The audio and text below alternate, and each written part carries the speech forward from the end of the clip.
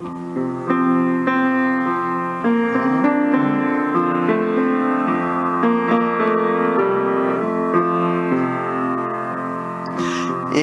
by inch, row by row, gonna make this garden grow. All it takes is a rake and a hoe and a piece of fertile ground. Inch by inch, row by row, please bless the seeds I sow. Please warm them from below while the rain comes tumbling down. Pulling weeds and picking stones, we are made of dreams and bones. Feel the need to grow my own, for the time is close at hand. Grain for grain, sun and rain, wind my way in nature's chain. Tune my body and my brain to the music from the land. Inch by inch, row by row, gonna make this garden grow. Gonna mulch it deep and low, gonna make it fertile ground. Inch by inch, row by row, God bless the seeds I sow. Please warm them from below till the rain comes tumbling down.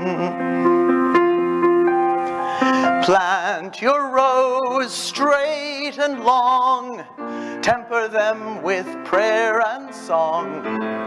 Mother Earth will make you strong if you give her love and care. Old crow watching hungrily from his perch in yonder tree. In my garden I'm as free as that feathered thief up there. Inch by inch, row by row, gonna make this garden grow. Gonna mulch it deep and low, and the earth is fertile ground.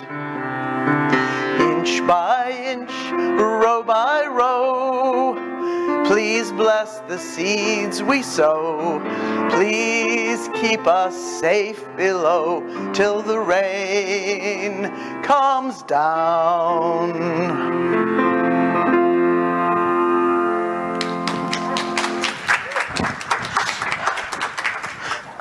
That's fun. Thank you. Now I change hats. There's another verse to that song, and this one I don't need any help with. This was added by somebody who did not have quite as romantic a relationship with gardening as some of us do. And it goes like this. Slug by slug, weed by weed, boy, this garden's got me teed. All the insects come to feed on my tomato plants. Sunburned back, skinned up knees, kitchen full of zucchinis. I'm shopping at the A&P next time I get the chance.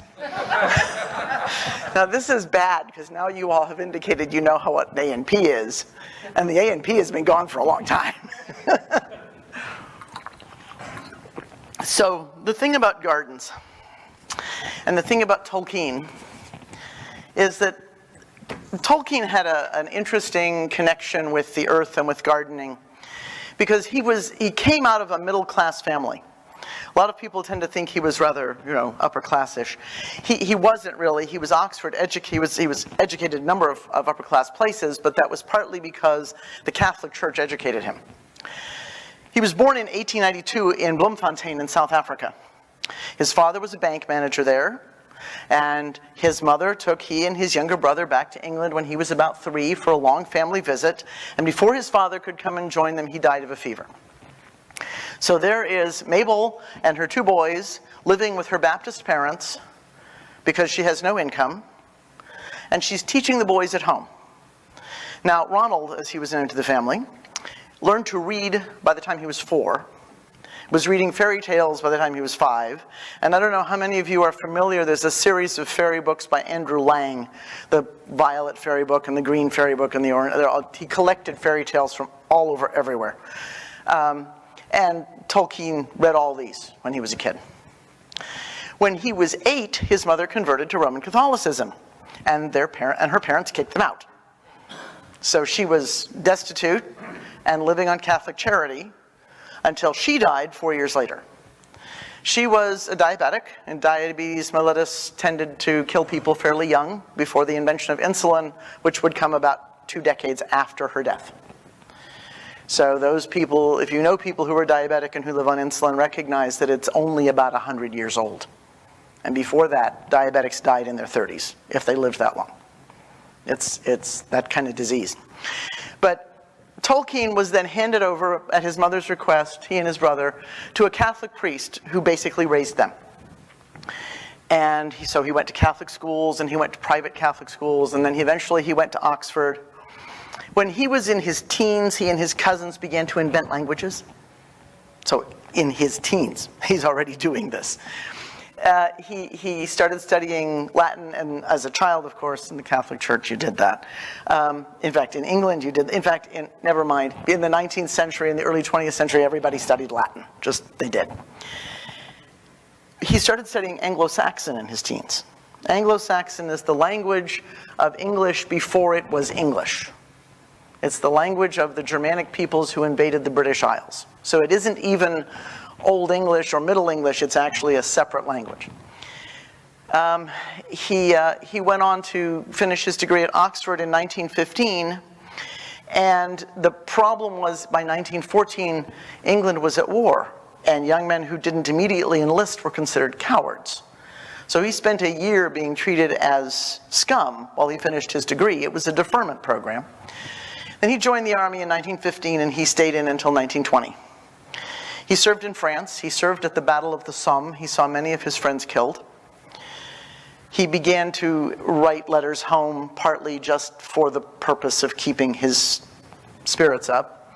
He married his fiancée Edith right before he was sent off to war, and many of the junior officers, he was a lieutenant, so junior officers were basically falling like grass on the wind. It was just not healthy for them to be a junior officer at that point. So he said that leaving his wife was a death sentence. He comes back, and in 1920 he starts working as a tutor. Now, in the British educational college system, you go to lectures, and you hear somebody like me stand up here and talk at you, and then you go away and you sit with a tutor, who may or may not be the same as the lecturer, and the tutor helps you unpack and understand the stuff. And then you go back and you do your examinations. That's basically how college worked in England for a very long time. Throughout most of Europe, actually, for a very long time. The university system we have here was a different kind of thing. He was a tutor for women's colleges in Britain. Women were not granted university degrees until the late 1920s. They could go to college, they could enroll from the 1890s, but they couldn't get a degree until the 1920s. And they couldn't have male tutors who were unmarried tutor young women. That would be inappropriate. Ronald was married, so he could be a tutor for the women's colleges. Yay. 1925, he's finally granted a professorship. He's a professor at Oxford until 1959. 1959 to 1973, the last years of his life, these stories he had written kind of for fun and kind of to try and invent this whole world with all these languages in it that he'd been doing as a sidebar to his research and his other work, get published, go nuts, people go, oh my God, elves! And he spends the last few years of his life enjoying a great deal of popularity, and he's finally knighted in 1972, and he died in 1973. So that's the guy we're talking about.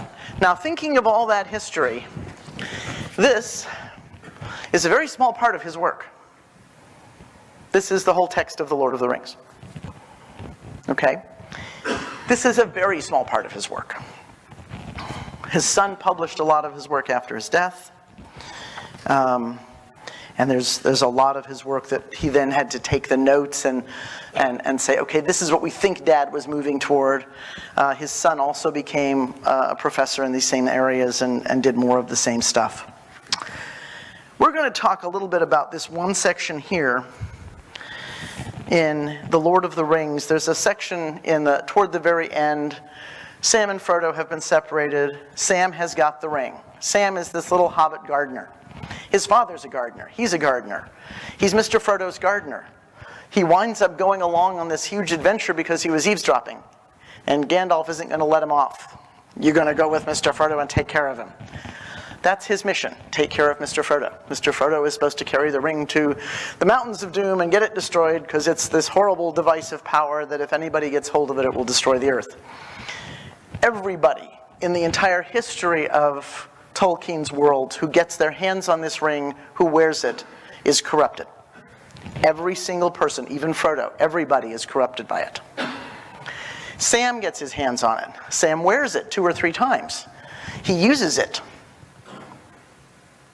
He is the only character in the entire history to surrender it willingly, and the only character who actually resists its power. And this is where it happens.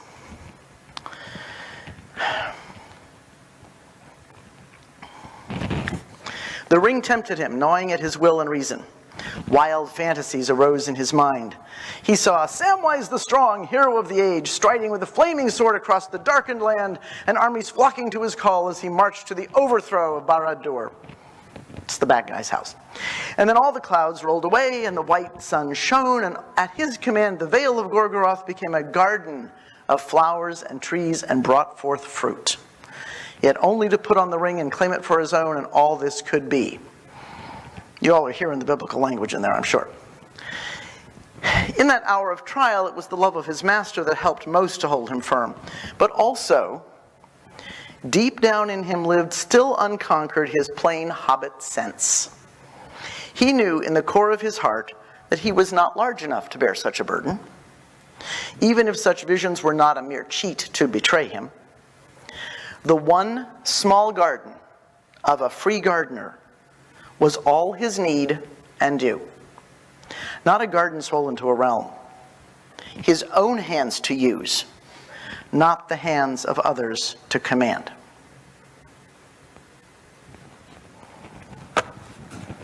That's a tough realization. Think about our Proverbs texts.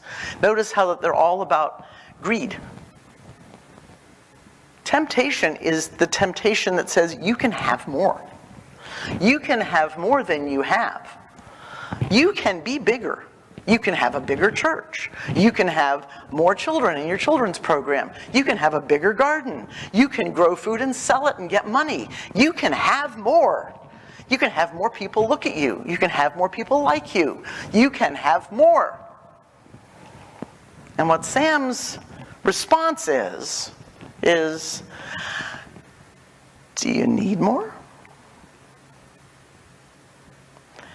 Tolkien had a tremendous belief that the common people of the land, now remember England is an incredibly hierarchical society.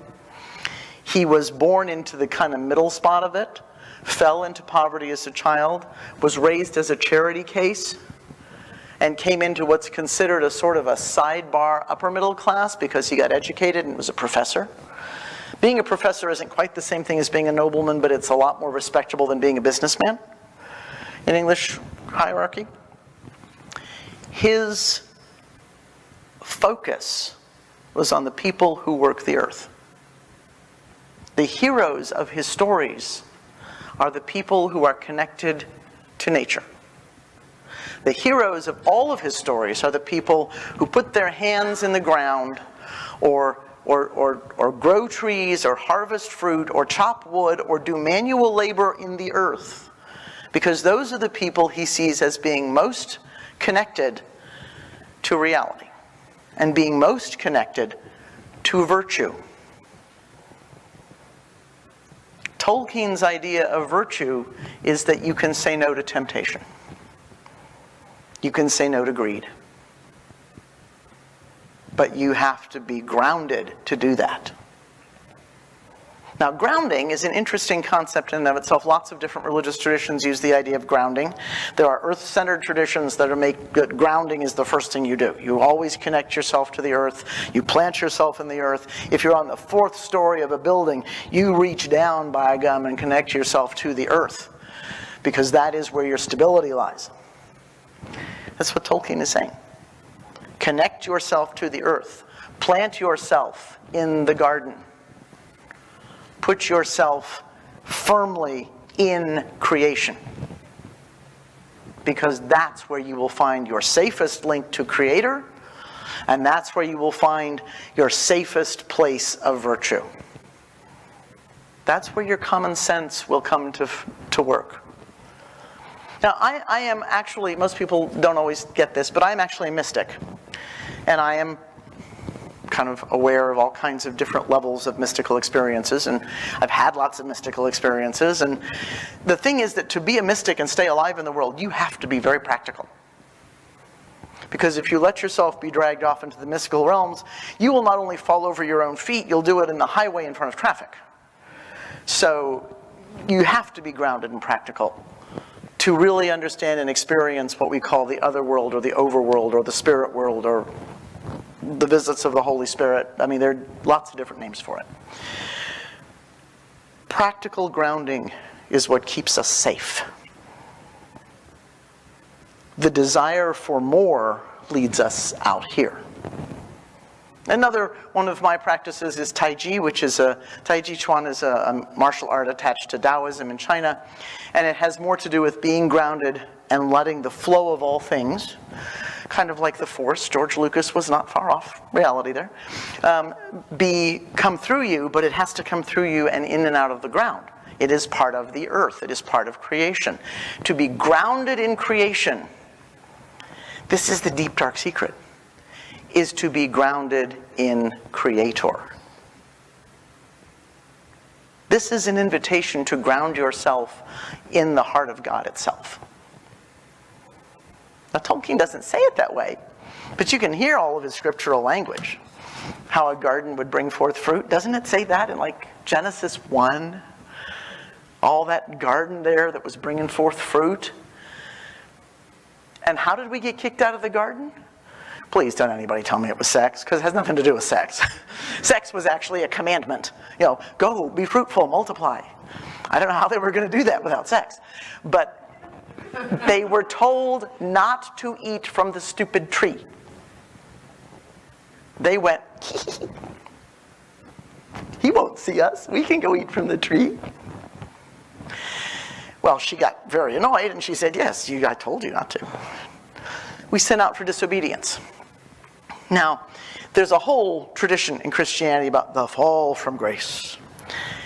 I think that when you understand creation as the grounding place, you can't fall from creation. You can't fall out of it. Hildegard of Bingen was a theologian who I think Tolkien might have enjoyed, but she didn't have a resurgence till after his death. She was kind of ignored during her lifetime. I mean, she wrote some really interesting theology, but she was not herself literate, so she never read Augustine. She didn't read classical theology. She was preached a little of it it was preached to her when she was younger. But basically in the nunnery, she got to thinking about stuff herself, and she came up with her own interesting theology. And in her theology, we were not dropped out of creation. We were sent out of the garden to go to school, to learn better, so that we could be more educated in the ways of the divine and the ways of God, so that we could come back into the garden. For her, it was a lateral move, not an up and down one. I don't think Tolkien would have a problem with that. When we reach for too much, we will stumble and fall. When we reach too high, we will forget that our connection is down into the earth, into creation, into Creator. When we reach too far, we may tip over. But when we tip over and fall, we fall on the earth, and it holds us up. We must give her love and care, because if we destroy this place on which we stand, we destroy ourselves. And I can think of nothing that will make God weep more than to watch us destroy ourselves out of greed, out of ignorance, out of the fear that if I don't have more stuff, I won't be safe.